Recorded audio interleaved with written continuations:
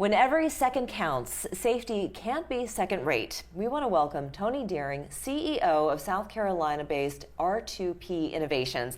They manufacture the world's only bulletproof fire-rated classroom door, turning ordinary classrooms into impenetrable, safe havens. Glad to have you with us. Thank you so much. Thank you. And I want to start with this. It's, I guess, a sad testament to think that this is something that we need in this day and age, but the statistics prove that it is quite necessary. How did you come to creating and forming R2p Innovations? I love this story. Yeah. 13 years ago, shortly after the Sandy Hook school shooting, I was heavily involved in the defense industry, doing innovative work, protecting the warfighter. And about 6 months after the shooting, I listened to a news piece that was on CBS where some of the parents were being interviewed, and there was a common theme that just resonated with me, and it was that if only there was a barrier, a shield, a door that would have stopped the shooter gaining access to that classroom. You're talking about Sandy Hook. Sandy Hook, yeah. My young daughter, my son, would still be here now today. And that really started a 5-year journey for me in investigating, because it made so much sense. Why would you not put a protective door in a classroom? And the reality was that to stop a high velocity assault rifle round fired from an AR-15 or an AK-47, any doors that were available that could stop that level of threat weighed north of 500 pounds. So young children couldn't open and close them, you couldn't retrofit them to a classroom, they were much bigger, larger, more expensive, and they were meant for government installations, embassies, consulates and the like. That 5-year journey took me to 2018, and at that point we'd invested heavily time, materials and money, and we came up with a door that weighed 260 pounds, half the weight, but you could shoot it over 100 times with a high velocity assault rifle and you wouldn't get a penetration to go through. That's incredible. How long have you been manufacturing these now? We've been manufacturing the doors now for the last 5 years. Oh, you have for the last 5 years. Yeah. And so where are they currently installed? Who are some of your customers, clients? The bulk of our work has been protecting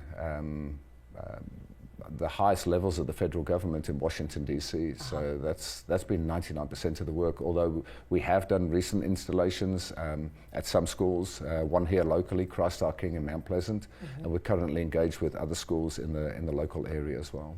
And what do you think it's going to take to get these doors into more schools? Because clearly, this is where the shootings happen. I mean, we have been seeing, just this year alone, the statistics show that there have been at least 23 school shootings. This is since January 1st through the middle of May.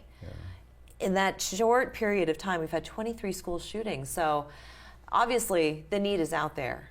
Yeah. One of the things that stood in our way against really creating awareness in the education space, both private and public, was the need for a fire rating.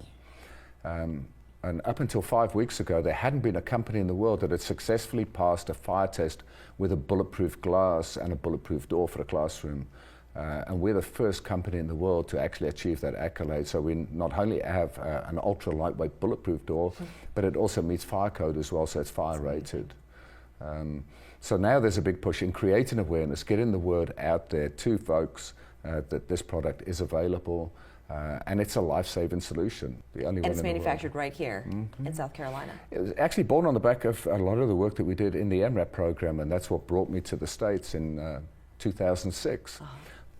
That same level of technology, the pioneering company was right here in Charleston. That was force protection. Right. And at the time, 70% of all fatalities in Iraq and Afghanistan were coming from IEDs. It was a unique technology. We'd used those vehicles for many years in the South African theater, in the South African military. And ultimately, force protection led the way and saved the lives of literally thousands of people in theater from roadside bombs. That's incredible. What is your vision for the future from this point forward, now that the word is really starting to get out about these doors? The vision for us is to create awareness about the doors and to provide this level of technology, this level of protection into every classroom throughout the US. Bearing in mind there's over 4 million classrooms in the US, there's 70 million children in public and private schools K through 12. So we don't want to wait for another major tragedy. We want to be proactive and ensure that this this life-saving solution is provided to young kids and teachers. Tony Deering, thank you so much for sharing that with us. Absolute pleasure. And wonderful, wonderful technology. Thank you for developing it. My pleasure. We'll Thank be you. back after this. Thank you.